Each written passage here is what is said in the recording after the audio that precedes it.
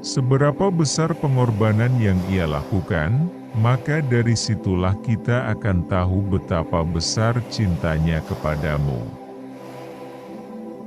Cinta mungkin terkadang membuatmu rapuh, tetapi berterima kasihlah kepadanya, karena cinta darinya bisa membuatmu lebih kuat dari sebelumnya. Kebodohan itu merusak, tetapi merasa dirinya paling pintar, itu lebih merusak. Orang yang tidak mampu melihat kekurangannya sendiri, sulit bisa melihat kelebihan orang lain. Allah mengabulkan doa-doa ketika kita sudah siap, bukan ketika kita menginginkannya. Mencintai tidak cukup dengan tidak melukai yang dicintai. Tapi, juga harus sabar saat dilukai yang dicintai. Yang abadi, adalah yang kita sedekahkan. Kita diminta untuk saling mengenal dan menasehati. Bukan untuk saling menilai dan menghakimi. Saat kamu merasa tidak ada orang yang berada di pihakmu, tenanglah, karena Allah selalu bersamamu. Kita tidak pernah tahu, bisa jadi orang yang kalian bodoh-bodohin akan lahir seorang anak yang pintar.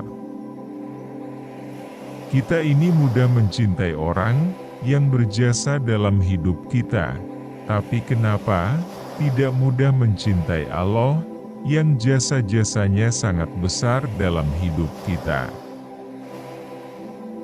Tidak masalah saat ini kamu miskin.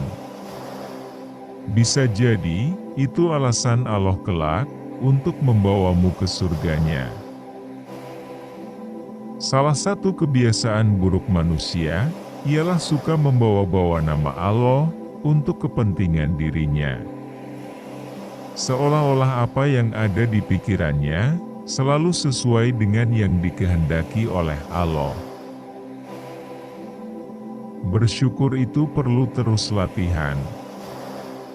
Jangan hanya rasa syukur, hanya saat memiliki sesuatu. Untuk menjadi yang terbaik, kamu harus mempunyai mimpi yang besar, serta semangat untuk mewujudkannya. Allah akan mengganti semua luka yang pernah engkau rasakan, dengan kebahagiaan yang tak pernah terduga. Barang siapa belajar tanpa guru, maka gurunya adalah setan.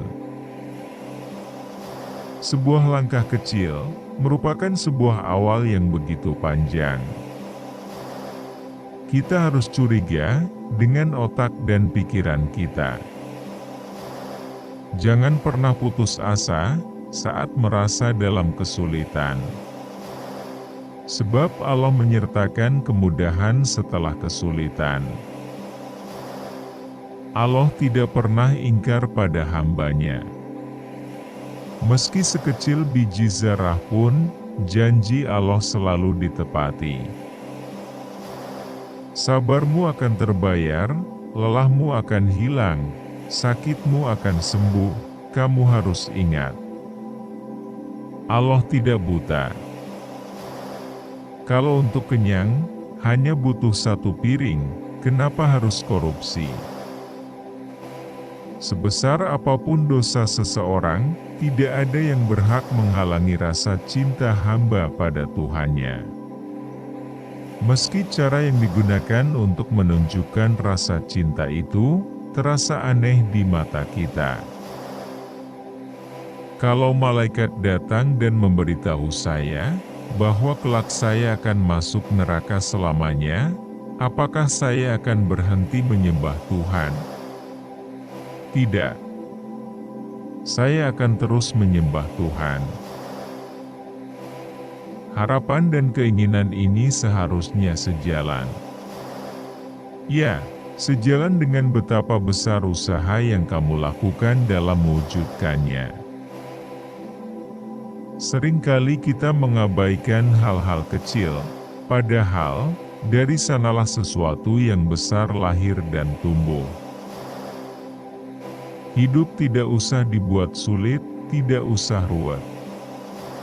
Asal tidak maksiat, bisa menjadi pribadi yang menyenangkan dan bermanfaat bagi banyak orang, serta tidak mengusik hidup orang lain, itu sudah cukup. Kamu itu tidak usah khawatir soal rezeki.